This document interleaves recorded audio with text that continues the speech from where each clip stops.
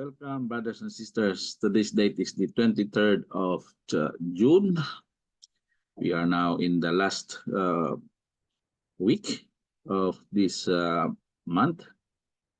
Time so fast. God is so good. We're still here, continuing with this ministry. Thank you so much, brothers and sisters, for being here with us today. And may God bless you all. So before we proceed, let's have a short prayer. Let's all bow down our heads.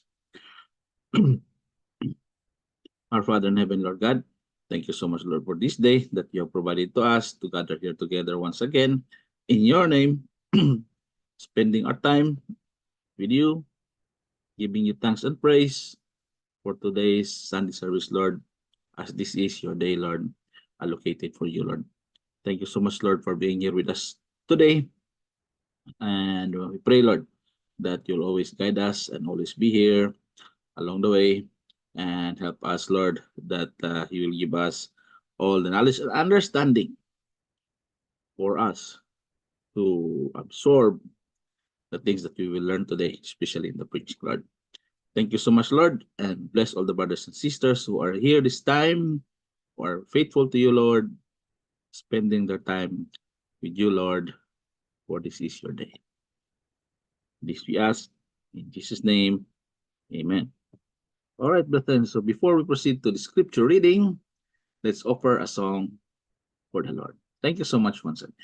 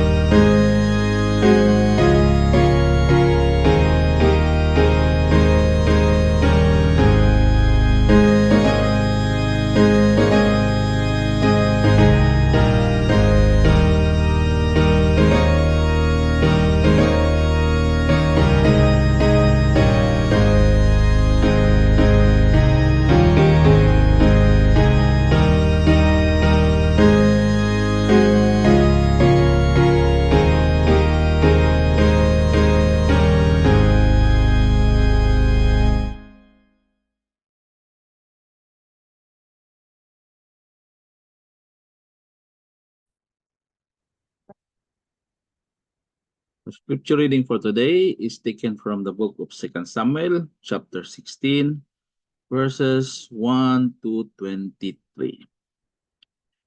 David and Zebah. 2 Samuel chapter 16, verse 1. And when David was a little past the top of the hill, behold, Seba, the servant of Mephibosheth, met him with a couple of asses saddled, and upon them 200 loaves of bread, and 100 bunches of raisins, and 100 of summer fruits, and a bottle of wine. And the king said unto Seba, What meanest thou by this? And Seba said, The asses be for the king's household to ride on, and the bread and summer fruit for the young men to eat, and the wine that such as be faint in the wilderness may drink. And the king said, And where is thy master's son? And Seba said unto the king, Behold, he abideth at Jerusalem. For he said, Today shall the house of Israel restore me the kingdom of my father. Verse 4. Then said the king to Seba, Behold, thine are all that pertained unto Mephibosheth. And Seba said, I humbly beseech thee that I may find grace in thy sight, my lord, O king. Shimei curses David. 2 Samuel chapter 16, verse 5. And when the king David came to Bahurim, behold, thence came out a man of the family of the house of Saul, whose name was Shimei, son of Gera. He came forth and cursed still as he came. And he cast stones at David and at all the servants of King David, and all the people and all the mighty men were on his right hand and on his left. And thus said Shimei when he cursed, come out, thou bloody man, and thou man of Belial. And the Lord hath returned upon thee all the blood of the house of Saul, in whose stead thou hast reigned. And the Lord hath delivered the kingdom into the hand of Absalom thy son. And behold, thou art taken in thy mischief, because thou art a bloody man. Then said Abishai the son of Zeruiah unto the king, Why should this dead dog curse my lord the king? Let me go over, I pray thee, and take off his head. And the king said, What have I to do with you, ye sons of Zeruiah? So let him curse, because the Lord hath said unto him, Curse David. Who shall then say, Wherefore hast thou done so? And David said to Abishai and to all his servants, Behold, my son, which came forth of my bowels, seeketh my life. How much more now may this Benjamite do it? Let him alone, and let him curse, for the Lord hath bidden him. It may be that the Lord will look on mine affliction, and that the Lord will requite me good for his cursing this day. And as David and his men went by the way, Shimei went along on the hill's side over against him, and cursed as he went, and threw stones at him, and cast dust. And the king and all the people that were with him came weary, and refreshed themselves there. Absalom enters Jerusalem. In verse 15, and Absalom and all the people, the men of Israel came to Jerusalem, and Ahithophel with him. And it came to pass, when Hushai the Archite, David's friend, was come unto Absalom, that Hushai said unto Absalom, God save the king. God save the king. And Absalom said to Hushai, Is this thy kindness to thy friend? Why wentest thou not with thy friend? And Hushai said unto Absalom, Nay, but whom the Lord and his people and all the men of Israel choose, his will I be, and with him will I abide. And again, whom should I serve? Should I not serve in the presence of his son? As I have served in thy father's presence, so will I be in thy presence.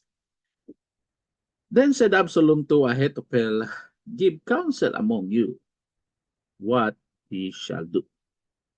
And Ahithophel said unto Absalom, Go in unto thy father's concubines, which he had left to keep the house. And all Israel shall hear that thou art abhorred of thy father, then shall the hands of all that are with thee be strong. Verse 22. So they spread Absalom a tent upon the top of the house. And Absalom went in unto his father's concubines in the sight of all Israel. And the counsel of Ahithophel, which he counseled in those days, was as if a man had inquired at the oracle of God. So was all the counsel of Ahithophel, both with David and with Absalom. This is the word of the Lord. Thanks be to God.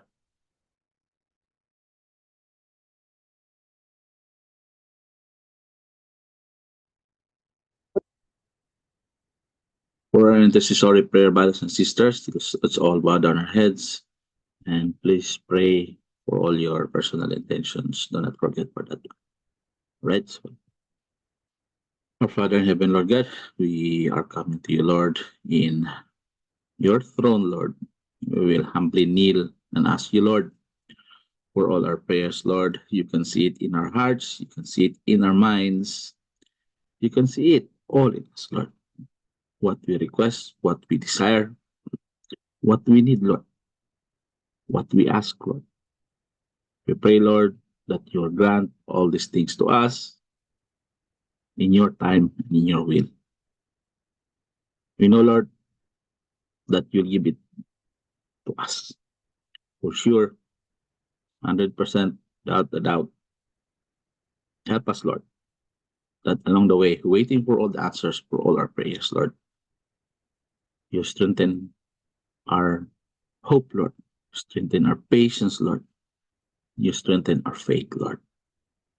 Thank you so much, Lord, for being there, always answering all the prayers. Pray, Lord, for all the brothers and sisters to keep the faith with you, Lord, as they attend churches. Continue to serve you, Lord. Bring those brothers and sisters who are away from the church, Lord. Bring them back again, Lord, to serve you once again, Lord. Pray, Lord, for all our families, not only here, but also Philippines, each of our families, Lord. You'll always protect them, as always, including us here, Lord. Help us to have a good health. Keep us away from sickness. Keep us away from stress, especially in our jobs, Lord. We are facing so many difficulties, so many challenges, so many stress, so many difficulties, Lord. So many challenges, so many hardships, Lord. But we pray, Lord, that you always be there with us. Do not leave us alone, Lord. And we know that you never leave us, Lord. Help us, Lord, to reach your hand, Lord. We have so many problems, Lord, that we cannot bear on our own. We lift it up to you, Lord. Help us, Lord. Help us in everything that we do. Help us with our health. not only physically, but also mentally. Help us with our financials, Lord. Provide everything to us, Lord. Help us with our responsibilities. Help us also in our endeavors in this life. Help us in our job. Help us in our relationships with each other. Give us peace of mind, Lord. We pray for this church. Strengthen us. Few numbers, doesn't matter. As long as you are here, we will continue to serve you, Lord. Help us, Lord, in everything that we do. Give peace to the world. Protect all our families from the catastrophes. Unite us, Lord, in your name. Thank you so much, Lord, for everything that you have done for us. We all owe it to you, Lord. This we ask. In Jesus' name, amen. All right, brethren. Now we will proceed to the preaching for today, which is very important for us to know. Thank you so much once again.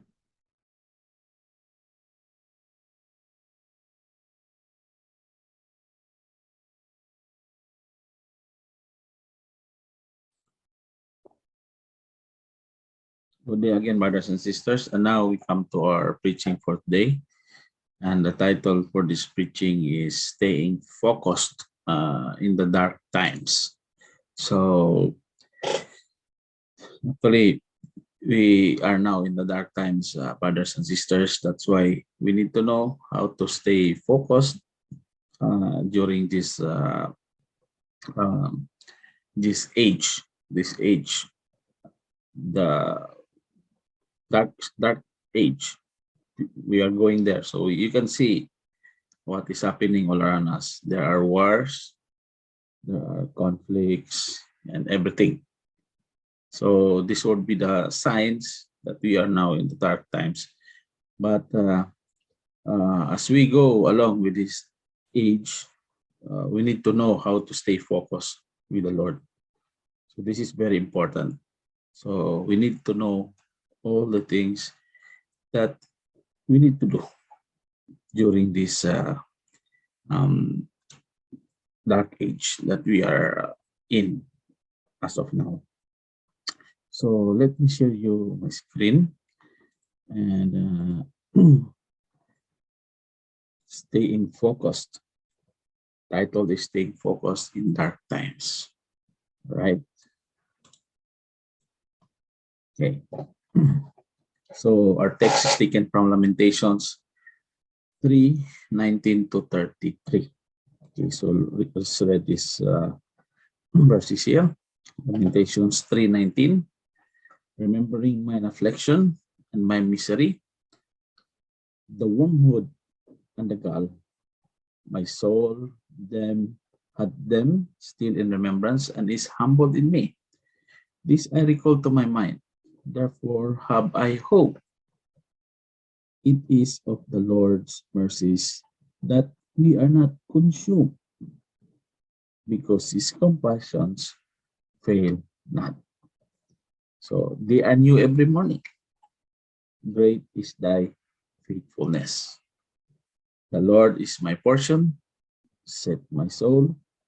Therefore will I hope in him. The Lord is good unto them that wait for him, to the soul that seeketh him. It is good that a man should both hope and quietly wait for the salvation of the Lord. It is good for a man that he bear the yoke in his youth. He sitteth alone and keepeth silence, because he hath borne it upon him. He putteth his mouth in the dust. If so be there may be hope. He giveth his cheek to him that smiteth him. He is filled full with reproach. For the Lord will not cast off forever. But though he caused grief for us, yet will he have compassion according to the multitude of his mercies. For he doth not afflict willingly, nor grieve the children of men. Right? So this is the verses for today. Let's bow our heads and let's pray. Our Father in heaven, Lord God, I'd like to pray that as we go along with this preaching to the Lord, everything will be understood about what to do during this darkest age that we are now. I'd like to pray, Lord, that you will use me mightily, Lord, that may I be able to deliver your message to all who will listen and watch this preaching, Lord. This I ask in His name, amen. Okay, so those are Lamentations. So we should know that the book of Lamentations, it is a book of wailings. You know, see these Jews, they are wailings on the wall, facing the wall and wailings on the wall. So this is a book of wailings that are read annually by the Jews.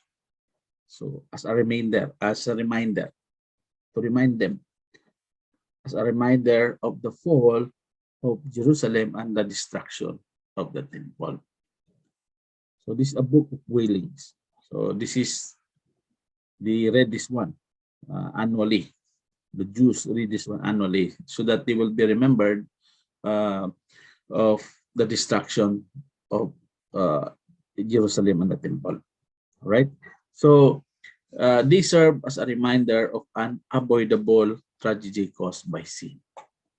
So it reminds them of the tragedy because of sin, sinful people, and God who judges. It also remind them that God judge and that He keeps His covenant forever. So this is the reminder. It reminds them of the destruction of Jerusalem and the temple, and it reminds them that because of sin, all things this happen, and that God will judge us. And also, it reminds them that God will keep His covenant forever. Right? So take note of that one. So these laments were written by Jeremiah. Jeremiah is a prophet towards the end of his 50-year ministry. So a ministry that was a failure from a human perspective. So that's human perspective. So they are thinking it's a failure because it's by human perspective, right? So a study of Jeremiah and Lamentations can help us stay focused on God. That's why these two books, Lamentations and Jeremiah, we need to know all this and study this because it will help us to understand how to stay focused on God and His purposes for us to do during the dark time in which we live this time. So we all convinced, if you are Christian, you are convinced that this is these days, this is the age of we are now in the dark times. So we should agree on that one. Okay, so the word of God warns that towards the end of the church age. So these are these warnings towards the end of the church age. First, in Thessalonians. So in Thessalonians is clearly said here, these are his warnings. These are his words that warns us towards the end of the church age. This will happen before the end of the world. This will happen. And you can find that one in 2 Thessalonians 2, 3, 2, 4. Okay? And it says there, who possessed and exalt himself above all that is called God or that is worship, so that he is God seated in the temple, showing himself that he is God. Okay, so first one is in verse Second Thessalonians 2:3. Okay, and it says in also in Thessalonians that uh, let no one in any way deceive you. Okay, let no one in any way deceive you, because uh, for it the day of the Lord will come unless the apostasy comes first. So meaning an apostasy or falling away will occur. There will be apostasy or falling away will occur before uh, coming of the age, right? So you can see that one now, apostasy. So people are changing their mind. Before they are good Christians, now no more. They stop going to church. Nobody likes to go to church. Nobody wants to listen to the Bible. Nobody wants to study the Bible. So this is what people are doing nowadays. They are falling away, apostasy, from being Christian to become non-Christian. So this will occur. It is written in the Bible already. That in the Bible it says that it will come, that before the coming of the age, apostasy will happen. And you can see that one. If you are Christian, if you're attending church, so many people, where are they now? Are they still attending? Are they still serving the church? Nobody. They don't want it anymore. They don't have um, the willingness anymore to go to church, to support the church, and even praying. You can see so many Christians. We can see, I see that during these times, they have their own uh, important things to do rather than serving the church and God. Apostasy, right?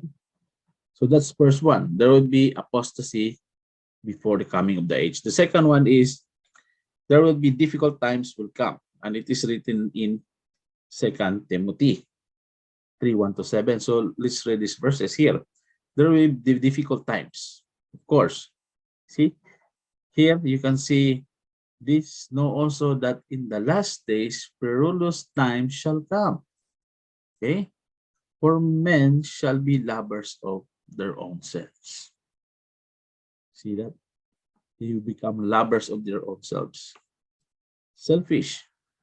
There will be covetous, boasters. They are proud, blasphemers, disobedient to parents.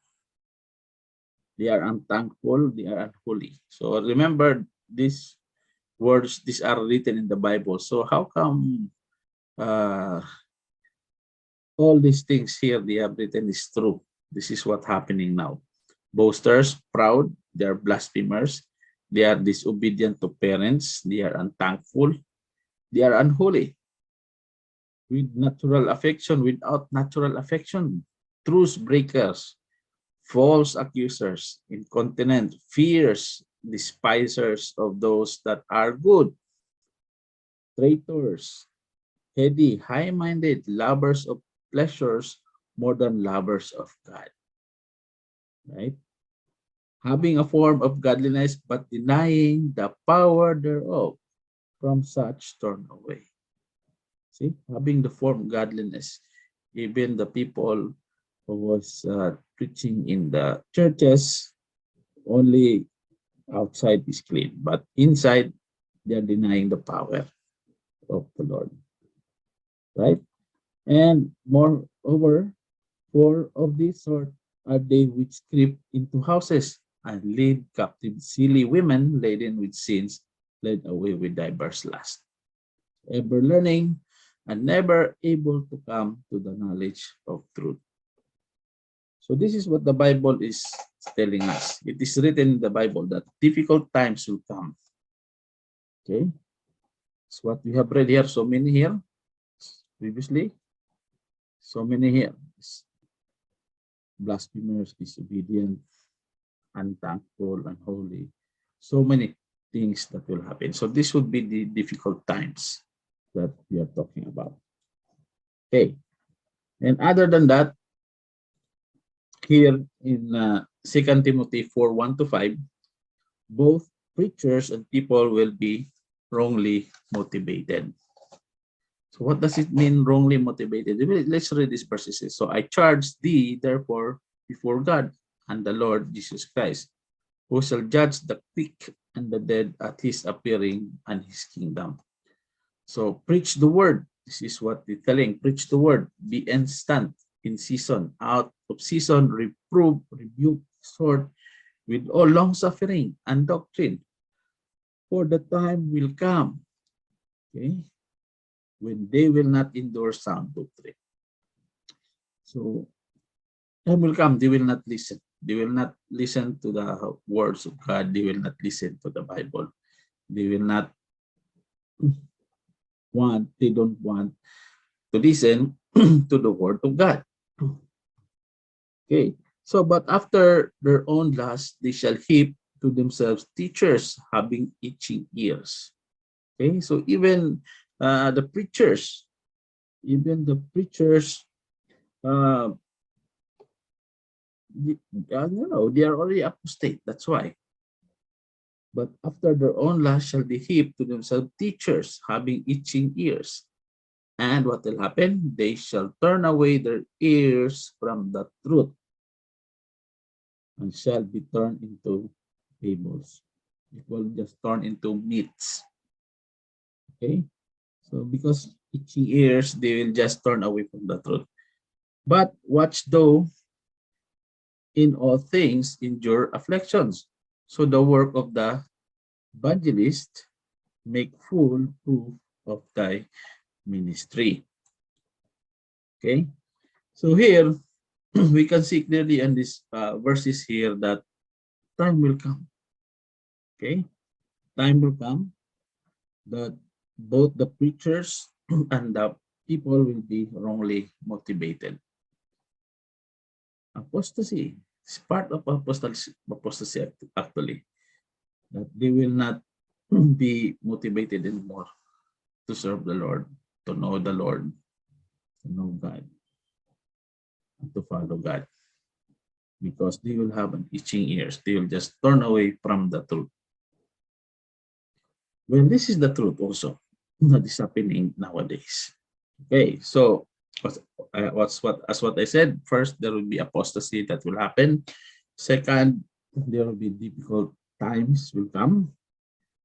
And third, both preachers and people will be wrongly motivated. Okay, and the other one, success will be measured by externals rather than internals. In Revelations to the church of Laodicea. Okay, and unto the angel of the church of the Laodiceans write, these things said the Amen, the faithful and true witness, the beginning of the creation of God. I know thy works, that thou art neither cold or hot. I would thou wert cold or hot. So he wished us to be cold or hot. But what happened here in 16? So then, because thou art lukewarm and neither cold or hot, I will spew thee out of my mouth. This is what he's telling here, that you should be cold or you should be hot. But what happened? You are lukewarm. You are not hot, you are not cold, but you are lukewarm only. So what will happen here? He will spit out in his mouth. He will spit us out in his mouth. Why? In 17, because thou said, I am rich and increase with goods. Boasters is what we have said. Okay, there will be pride because of money, because of material things in this world, and you will say, because thou sayest I am rich and increase with goods and have need of nothing. Okay, so this is what will happen to those people who get rich. They will just say, I will need nothing. I don't need anything. But they forgot that there is God that they need the most. Okay, and have need of nothing, and knowest not that thou art wretched and miserable and poor and blind and naked. So this is the truth. We are nothing. Only in this world, if you got money, you get rich for nothing. But in reality, we are rich. Rich as in devastated. We are miserable people. We are poor. We are blind and we are naked because nothing here we can bring. If we die, nothing here we can bring in heaven. Okay, let's continue here. I counsel thee to buy of me gold tried in the fire, that thou mayest be rich. So this is what he's telling. I better advise you to buy gold from me, so that what will happen? You will become rich. The white raiment, that thou mayest be clothed, and that the shame of thy nakedness do not appear, and anoint thine eyes with eye salve, that thou mayest see. Okay, so this is what the Lord is telling. Buy gold from me, because I will make you rich. I will give you good raiment, white raiment. Okay, and you will not, you will be saved because you will not be ashamed anymore of your nakedness. This is the salvation that we are talking about. That when we all die, we will have all this done. If you are a Christian, right? So we should buy gold from the Lord. And how we should buy the gold from the Lord? It's very easy. We should listen to His word. Because His word is like gold. It's very precious. And we need the Bible. We need His words in the Bible for us to live in this world. Right? So let's buy gold from the Lord, not from this world. Okay? Not from this world. Not that what the world is offering, but what God is offering for us. So, as many as I love, I rebuke and chasten. So, this is what he's telling. I rebuke and chasten. If I love, for example, in a family, if you love your kids, you should discipline your kids. So, this is what God also is telling here, that if I love you, I rebuke you and I chasten you. Be zealous, therefore, and repent. Okay? So, God is like our parents, that they are disciplining us. Sometimes they hurt us, but this is for the good, or the good for us to be disciplined. Okay? So, I rebuke and chasten. This is what God is telling us. That's why here in this life, we will encounter many problems because of that. God is chastening us and God is rebuking us because we are sinful people. We always committing mistake in our lives. So, of course, God loves us. That's why He will discipline us. God will discipline us in this world. He will rebuke and chasten us because God wants us to be like Him and to be like as a parent. That I don't want my kids to be going on the wrong direction. Right? So behold, I stand at the door and knock. If any man hear my voice and open the door, I will come into him and I will sup with him and he with me. Okay. So if somebody will knock the door and open, okay, Lord will knock our hearts. If we are having an open hearts, then we will let God go inside to us. And we will eat together. We will dine together with the Lord. Okay, this is what he's telling here. That if I stand at the door and knock. This is what the Lord is telling. He will knock on our hearts. He will like to come inside us. So if we are welcoming, if we are opening the door for the Lord to come with us, then he will dine with us. He will sup with him and he with him. Okay, so he will stay with us. And to him that overcometh will I grant to sit with me in that my throne. Okay, so this is it. Even as I also overcame and sat down with the Father in his throne. He hath an ear, let him hear what the Spirit said unto the churches. That's why the Holy Spirit is very important. We should not let the Holy Spirit go out from us. We should be filled ourselves with the Holy Spirit, because Holy Spirit is God, and that God wants to be in our hearts. And he is knocking the door. Let's open the door for him to come inside. Right? So to him that overcometh will I grant to sit with me in my throne. That is in the future. If we die, we will sit in his throne. Okay? Right. So let's move on here. Right. So that's what success will be measured by externals rather than internals. So we should repent. We should repent. Right? Okay. So in the midst, in the midst of these wailings, Jeremiah gives us a glimpse of what keep him going in spite of the persecution. Okay, as what we have read there in the previous verses in 1920. Here, first one in our scripture. So remembering my affliction and misery, the wormhole, my soul had them still remembrance and is humbled in me. Okay, so he has the ability to pray. That's the number one. He has the ability to pray, right? So this is what keep Jeremiah going, right? So he has the ability to pray. Verse 19 to 20, right? Remembering mine affliction, misery, the wormhole, wood, and the gall, my soul hath them still in remembrance and is humbled in me. Right. So Jeremiah has still the ability to pray. And the second one is the ability to remember and call to mind truth related to God. So here, this I recall to my mind. Therefore have I hope. Okay. It is of the Lord's mercies that we are not consumed.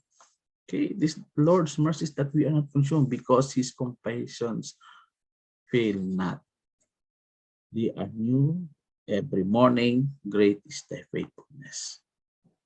So they are renewed every day, the mercy of the Lord. Right?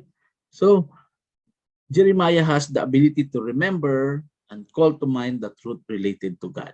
So that's the second point. Okay, so this is what Jeremiah keep him going during these dark ages. Right? The third one is the ability to focus his relationship with God and his goodness.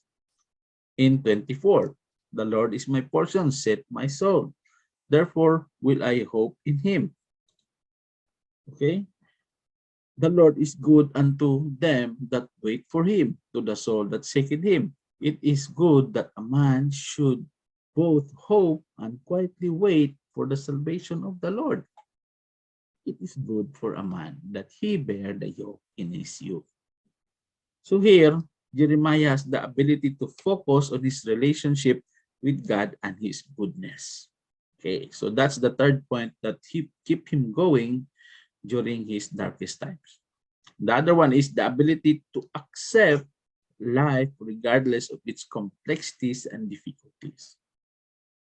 Okay, so here, let's read this one. 28. So he has this ability that he accepts what is happening to him, even though he have so many um, complexities and difficulties in his life. So here, he set it alone and keep it silence because he had borne it upon him. He put it his mouth in the dust, if so be there may be hope. He giveth his cheek to him that smiteth him. He is filled full with reproach. See that? He giveth his cheek to him that smiteth him. So instead of us to be hit by smitten, his face, it is God's face whom he give instead of us. Right? For the Lord will not cast off forever. But though he caused grief, of course, yet will he have compassion according to the multitude of his mercies. Multitude of his mercies. So meaning God will always have mercy on us. Multitude, there are so many mercies. It cannot be counted. Every day, it's renewing every day, and it's giving to us all his mercies. For he doth not afflict willingly, nor grieve children of men. Okay? So that's it. That he has the ability to accept regardless of the complexities of life. So this is what keeps Jeremiah going. He has the ability to, to pray. He has the ability to remember and call to mind truth related to God, and the ability to focus on his relationship with God and his goodness. And the fourth one is the ability to accept life regardless of its complexities and difficulties. However, brothers and sisters, for a clearer understanding of Jeremiah and his ministry, we need to take Jeremiah chapter 1. Okay, so let's get few of that one. Jeremiah chapter 1. For it is there that we find the genesis of his ministry and the focus of his life. Okay, so Jeremiah chapter 1. Let's take some verses in Jeremiah chapter 1. Okay, so in order for us to understand the full ministry of Jeremiah, let's take chapter 1 of Jeremiah for us to see what Jeremiah has done during his ministry. So here, we can say that Jeremiah understood his God-ordained purposes in his life. Right. So it's written here, Jeremiah chapter 1, verse 4. Then the word of the Lord came unto me, saying, before I formed thee in the belly, I knew thee. And before thou camest forth out of thy womb, I sanctified thee. And I ordained thee a prophet unto the nations, and said, Lord God, behold, I cannot speak, for I am a child. Right? So here, Jeremiah understood his God-ordained purpose in life. Because he already know, let's move on. Here we see that God's foreknowledge. He knows already. God already knows that he's still in his belly. It's what we have already here. Okay? Before I formed thee in the belly, I knew thee. So he knew already. Okay? He knew already that Jeremiah will come. And he ordained Jeremiah to become a prophet. Okay? So God's predestinations, he already predestinate Jeremiah. Okay? So before you were born, I consecrated you, meaning he was set apart, and he was appointed to become a prophet of the nations. So that is what written here in verse 5. I knew thee before thou comest forth out of the womb, I sanctified thee, and I ordained thee a prophet unto the nations. So God really has a purpose in his life. Jeremiah, why Jeremiah came. God has a purpose in his life. Okay, so here, God's predestination. He made Jeremiah predestinated to become a prophet. of all the nations. And we can see also here man's humility and inability. Okay, and also we see here these truths repeated throughout the Bible. Sample of this is in Romans. It was written here. This is the truth. And we know that all things work together for good to them that love God, to them who are called, who are the called according to his purpose, for whom he did foreknow, he also did predestinate to be conformed to the image of his son, that he might be the firstborn among many brethren. Moreover, whom he did predestinate, them that also called, for whom he called them, he also justified, and whom he justified them, he also glorified. So these are the truths that is repeated throughout the Bible. So there is a predestination that is happening to the prophets, and also God already knows what will happen. Because so of course, God is all-knowing. He knows everything. He knows everything. All right. So here, as what I've said, Jeremiah understood his God-ordained purpose in life.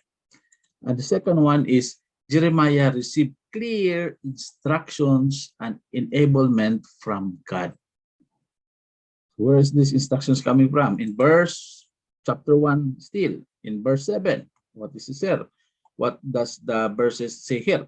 But the Lord said unto me, say not, I am a child. Okay? For thou shalt go to all that I shall send thee, and whatsoever I shall command thee, thou shalt speak. So he's telling here, go where I tell you to go and say what I tell you to say. So what I've said before, man's weakness and inability. That's why he's telling, I cannot speak, I am still a child. But here, God said, I will, do not say that you are a child, because you go wherever I told you to go, and you will say what I want you to say. This is what God said here. So here, be not afraid of their faces, for I am with thee to deliver thee, said the Lord. So he's telling you, do not be afraid of anyone or anything, because I am with you to deliver you. And here in 9, then the Lord put forth his hand and touched my mouth. And the Lord said unto me, behold, I have put my words in thy mouth. So here, the God touched the mouth of Jeremiah, and he became God's man for that hour. Right? So see, I have this day set thee over the nations and over the kingdoms to root out and to pull down and to destroy and throw down, to build and to plant. So you should take note that God gave Jeremiah his message, his authority, and his ministry. Okay? So God is telling, go there. He said, go there and say what I want to see you. I want you to say, because I already touched your mouth. And the Lord said unto me, behold, I have put my words in thy mouth. Okay, so God gave Jeremiah his message, his authority, and his ministry. All right. So this is what I'm telling, that Jeremiah received clear instructions and enablement from God. And the third point is Jeremiah received an assurance, a warning, and a promise of God. Okay. So still in Jeremiah chapter 1, let's read. Moreover, the word of the Lord came unto me, saying, Jeremiah, what seest thou? And I said, I see a rod of an almond tree. Then said the Lord unto me, thou hast well seen, for I will hasten my word to perform it. And the word of the Lord came unto me the second time, saying, what seest thou? And I said, I see a sitting pot, and the face thereof is toward the north. Then the Lord said unto me, out of the north an evil shall break forth upon all the inhabitants of the land. For lo, I will call all the families of the kingdom of the north, said the Lord, and they shall come, and they shall set everyone his throne at the entering of the gates of Jerusalem, and against all the walls thereof round about, and against all the cities of Judah. And I will utter my judgment against them, touching all their wickedness, who have forsaken me, and have borne incense unto other gods, and worshipped the works of their hands, works of their own hands. Thou therefore gird up thy loins, and arise, and speak unto them all that I command thee. Be not dismayed at their faces, lest I confound thee before. For behold, I have made thee this day a defense city, and an iron pillar and brazen walls against the whole land, against the kings of Judah, against the princes thereof, against the priests thereof, and against the people of the land. And they shall fight against thee, but they shall not prevail against thee, for I am with thee, said the Lord, to deliver thee. So here, brothers and sisters, very clear that in these verses that we have read, there is an assurance. There is an assurance. He's talking here. What is that assurance? Here, then said the Lord unto me, thou hast well seen, and I will hasten my word to perform it. There is an assurance from the Lord that is telling. So I am watching over my word to perform it. He's telling like that. And the second one is there is a warning. There is a warning. He's telling here, embrace, okay, embrace you calling, speak every word I command you to speak, and do not be intimidated by anyone, or I will publicly discipline you. So this is what he's telling here. Here, I will utter judgment against them, touching all the weakness who have forsaken me and have burned incense other gods, worship the works of their own hands. Okay. So what is telling? Thou therefore gird up thy loins and arise and speak unto them all that I command thee. This is what you should do. Embrace you to speak every word that I command you to speak. Okay? Speak unto them all that I command thee in verse 17. Be not dismayed at their faces, lest I confound thee before them. You should not be afraid, or else I will discipline you publicly. See, this is what he's telling you. Lest I confound thee before them. Okay, so that's the warning. You should be ready. Pick up your gear, face them, and I have your assurance.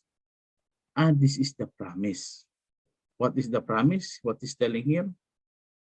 Here, very clear. For behold, I have made thee this day a defense city, an iron pillar and brazen wall against the whole land, against the kings of Judah, against the princes thereof, against the priests thereof, and against the people of the land. Okay? And this promise is, I am with thee, said the Lord, to deliver thee.